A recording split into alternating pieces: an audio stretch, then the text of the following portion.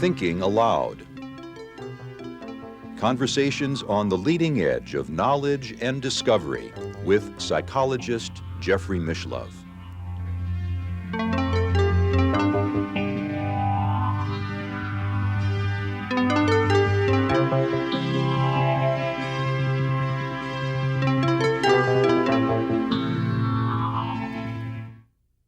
Hello and welcome. I'm Jeffrey Mishlove. Today we are going to explore the wisdom of the 14th century Persian poet Hafez. With me is Haleh Pourafzal, who is from Berkeley, California, where she and her partner, Roger Montgomery, have a consulting company called Circle of Scribes, and they are the co-authors of a marvelous new book called The Spiritual Wisdom of Hafez. Welcome, Haleh. Thank you. It's a pleasure to be with you. Oh, it's wonderful. You grew up in Iran and were steeped in the wisdom of Hafez since childhood.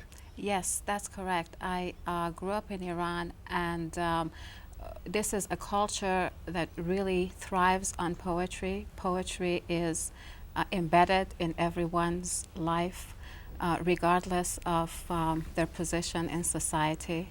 And fortunately, I was brought up in a family of poetry lovers, and that actually the lineage includes many poets itself. As I was growing up, the poetry of Khayyam, Rumi, Hafez were very much part of my upbringing, and the person who brought really the voice of Hafez to me was my father, and he used to murmur Hafez's poetry in daily activities, and sometimes he would read it out loud. So that's how I became acquainted, first really with the sound of it, because I wasn't old enough to really understand the meaning, but over the years we studied that together, and it became a journey of discovery, really. And today Hafez is regarded as a cultural figure of enormous importance to Iranians. Yes, he is a cultural figure. He is a poet. He is a mystical guide. And he is one of 6 major poets in Iran, very much part of our heritage and national pride, really. And some people really talk about him being one of the 6 oil wells in Iran that never runs dry. His work is filled with a great passion for life. It seems all-embracing of every aspect of life, from the spiritual to the secular. Yes, and frankly, I believe that really has been the major attraction of Hafez for me, because I come from a tradition and a family where the mysticism and everyday life are not separate. In fact, everyday life is the place where we bring the divine qualities that we learn through spirituality or spiritual discovery, and put those divine qualities to manifestation and to use. So the passion that Hafez expresses is really the passion of uniting the 2 worlds of everyday world and the world of God, really. One of the intriguing things about his writings is that he often uses the metaphor of the tavern and drinking wine, and which is interesting in a Muslim country in which the tavern wasn't allowed to the religious Muslims. Yes, actually, that's a paradox, and there are many stories about that, and it's very difficult to pinpoint one and sort of hold it as the truth. But Hafez is not really the only Persian poet, of course, who uses the metaphor of wine and tavern and the cupbearer and the winemaker. Omar Khayyam is well known. Exactly, exactly. A loaf of bread, a cup of wine, and thou. Yes, and Rumi, of course, uses that. And the interesting thing about it is that one of the statements that they make about the use of this metaphor is actually scholars have speculated that when Haleh, who was one of the spiritual masters, early spiritual masters,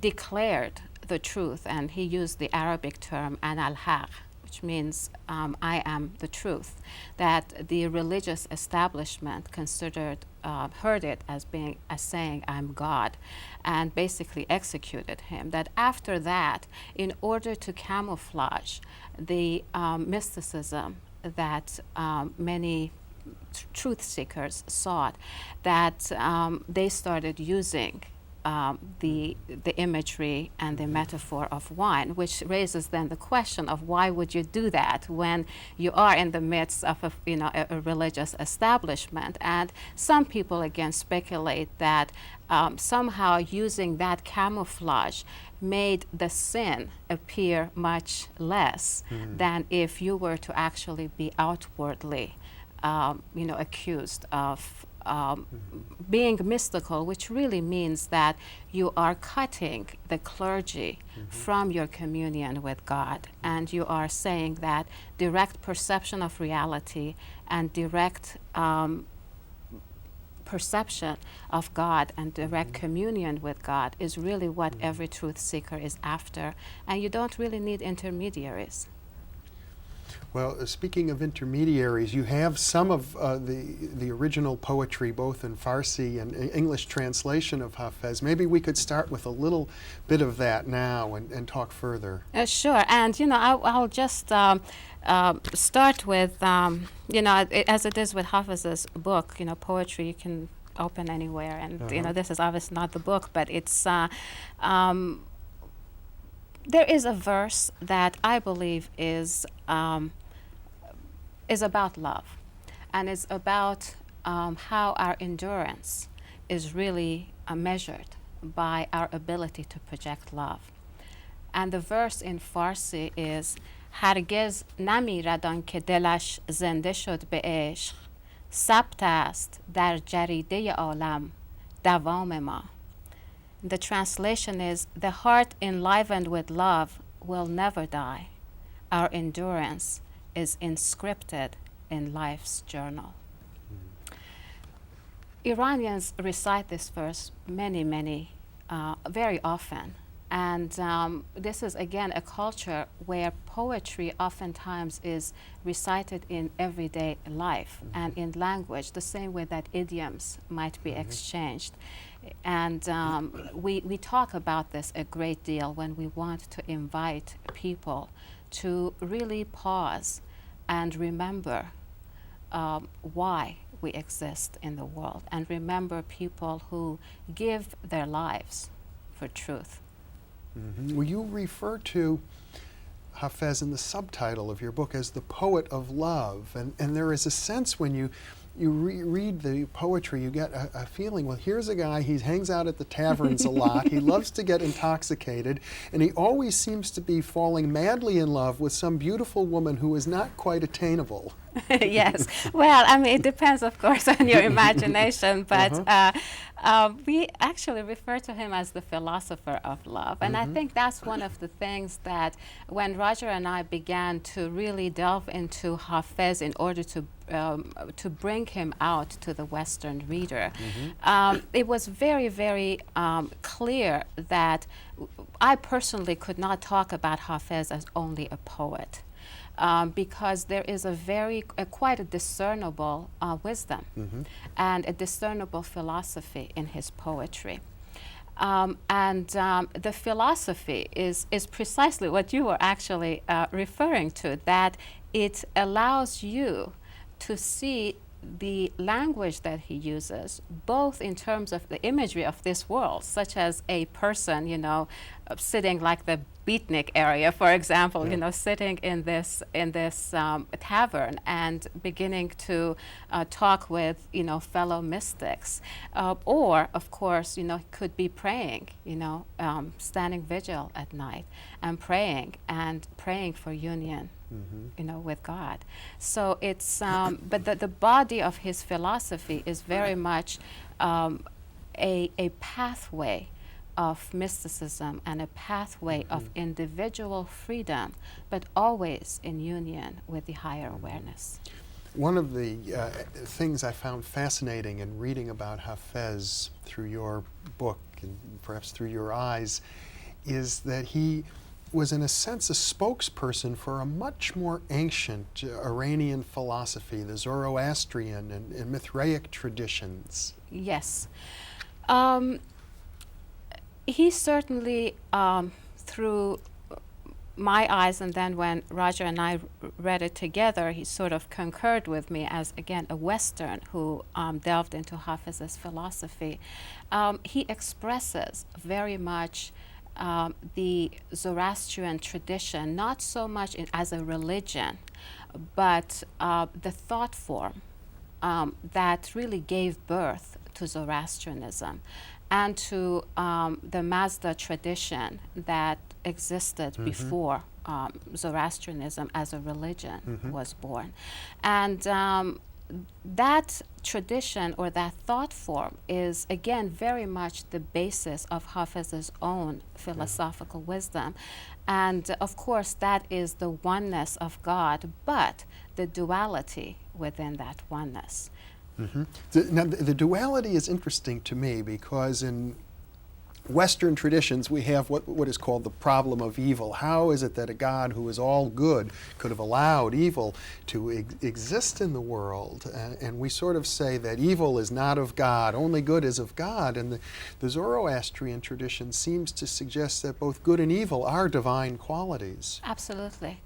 And this is really what Hafez teaches us very much through his poetry. And this is really what ultimately becomes Hafez's trademark, so to speak, which is a very strong voice against fundamentalism. And fundamentalism is not just its religious aspect or its political aspect, but it's that tendency for the mind to fixate on things. And because the nature of reality is dynamic rather than static, and because we are living in an environment that is impermanent, we should remember that this is not a permanent place for us to come to. This is only, it's the caravan of life. It's a temporary place. Because of that, any tendency to get fixated gets us into fantasy. It takes us away from ourselves. So the whole issue of, or the whole perception of so-called good and evil is to recognize that we are here in a place of learning, and the darkness is has as much enlightenment within it as the light itself does. Well, who better than a poet to remind us not to be fixated? The essence of poetry, I suppose, is to always be in the moment, always to be moving with the flow of life. Exactly. You know, actually, this reminds me of that movie Contact, which has a wonderful scene in it where the scientist who has an experience of the cosmos, and of course this is a movie that is based on Carl Sagan's book, the scientist who has an experience of cosmos just looks at these wonderful forms and these wonderful colors, and she gasped, and suddenly she said, "Wow, I wish they had sent a poet here."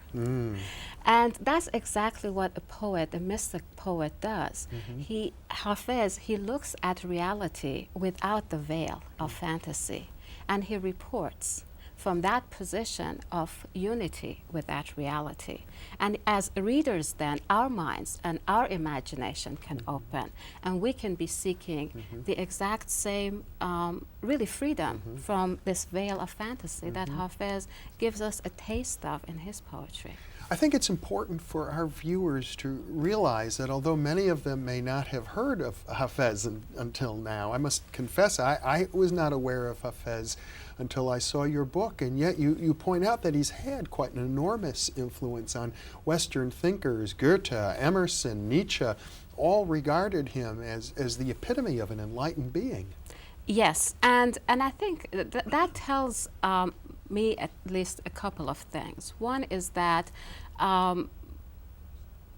far from being just an Eastern poet, Hafez is very much part of the Western tradition.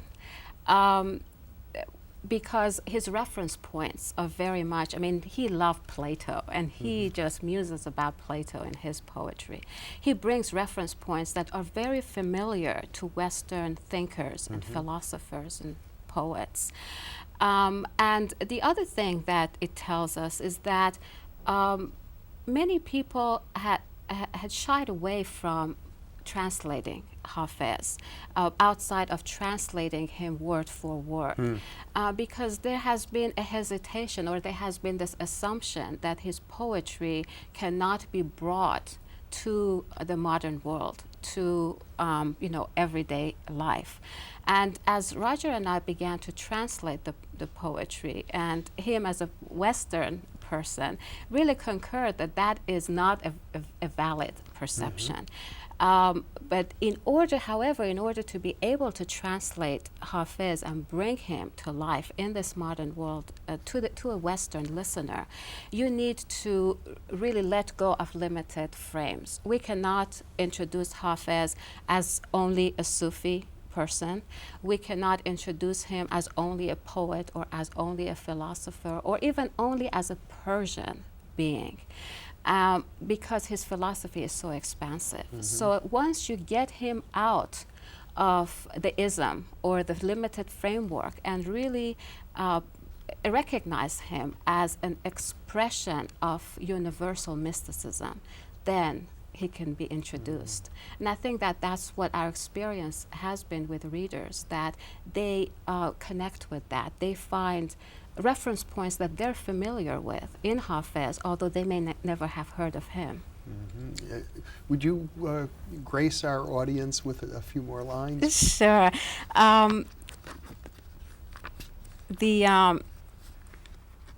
This is a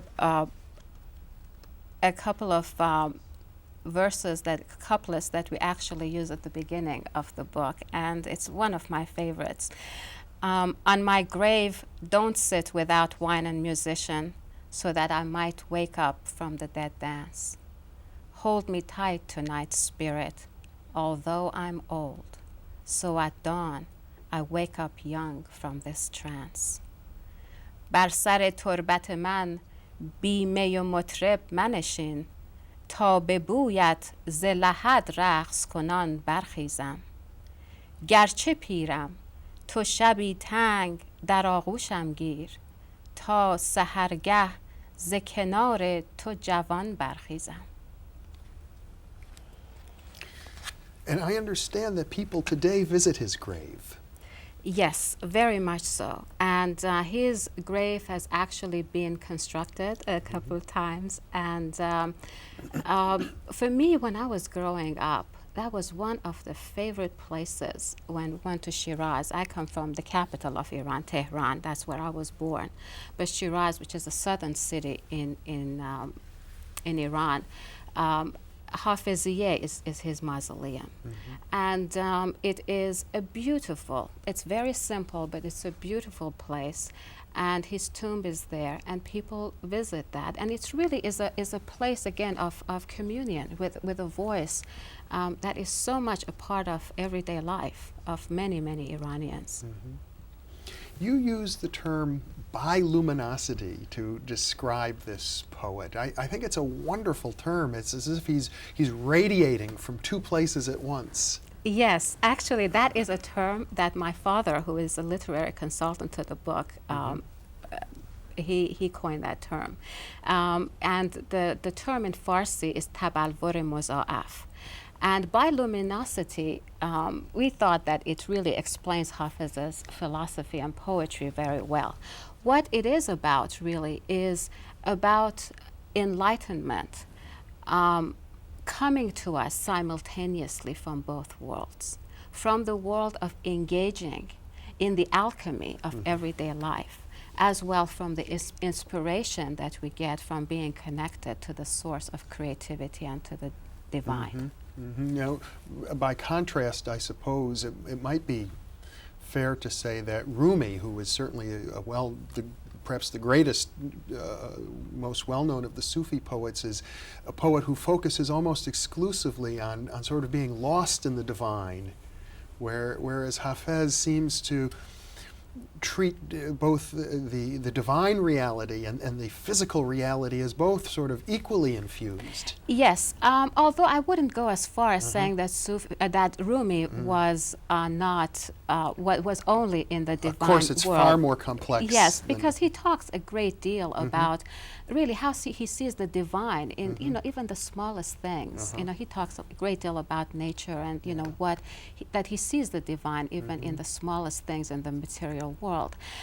But I think that act of speaking, expressing it, and living it, and imparting it in that very unified, simultaneous way is what at least I attribute or I find in Hafez's poetry. And that has been his attraction for me, that I find Hafez's poetry really a guidance for everyday life. And opening his book, he speaks to me. He speaks to me from almost 700 years ago to the modern issues of life, and it's a wonderful friend to have. You wrote about how in the 1980s, the UNESCO, the United Nations agency, sponsored a conference on the relevance of Hafez's poetry to the modern world, and many speakers talked about how he had anticipated contemporary ideas about service, sustainability. Yes, and again, that's one of the things that once we bring his poetry and discern the philosophical stream, really, that the body of wisdom that runs through that poetry, we can see that. When UNESCO sponsored that, and the interesting thing, of course, about it is that although Iranians had known this, all their lives, past and present, it is taking a while, for the Western world, to come aboard on this whole issue. And Pourafzal, for example, who is one of the modern Persian literary figures, a woman poet who died several decades ago, and she actually talks about, she said, "Oh, I wish I could compose poetry like Hafez, and like him possess the sensitivity to establish a relationship with all the intimate moments in the lives of all future humankind." And one of the things, again, about Hafez that I find quite relevant is that he acknowledges pain and grief, and he speaks to those, to the shadow side of humanity. And at the same time, he gives us the inspiration and the wisdom that we need to navigate the shadow world. And that is quite a presence and a spirit that we can use at this time. Yeah. Well, it must be the expression of a truly great soul who can speak so forcefully and clearly against fundamentalism, for example, and in favor of many, many universal values, and yet he was embraced by the fundamentalist government of Iran. Yes. Well, one of the things that you cannot deny about Hafez is that he is a national treasure. And he is our pride and joy. And so I don't think that anybody would have really the courage to sort of write him off or would want to write him off. And the other part, of course, is part of his genius. I mean, it would be contradictory to what he was trying to do if a government nowadays would write him off. I mean, in other words, it would say that he has failed in his drive, in his passion to talk about fundamentalism. And we should also remember that when Hafez talks about fundamentalism, it's not just about the religious establishment. It's not just about the political situation. Again, it's about the mind not getting fixated. In many, and that appeals to even, the religious establishment. It's almost like, you might have these, Tibetan monks who would get, or lamas who would get into these endless debates in the religious schools of Islam. You have the same kind of things, where it's part of your religious training to get into debates so that the mind can find alternatives. So from his point of view, even a secular life could be very fundamentalist. Absolutely, absolutely. And in fact, yes, yes. Haleh Pourafzal, this has been such a pleasure sharing with you one of those oil wells of Iran that will never run dry. Thank you so much for being with me. Thank you. And thank you for being with us. And let me encourage you to check your program guide for part 2 of our 2-part program on the wisdom of the 14th century spiritual master from Persia, Hafez.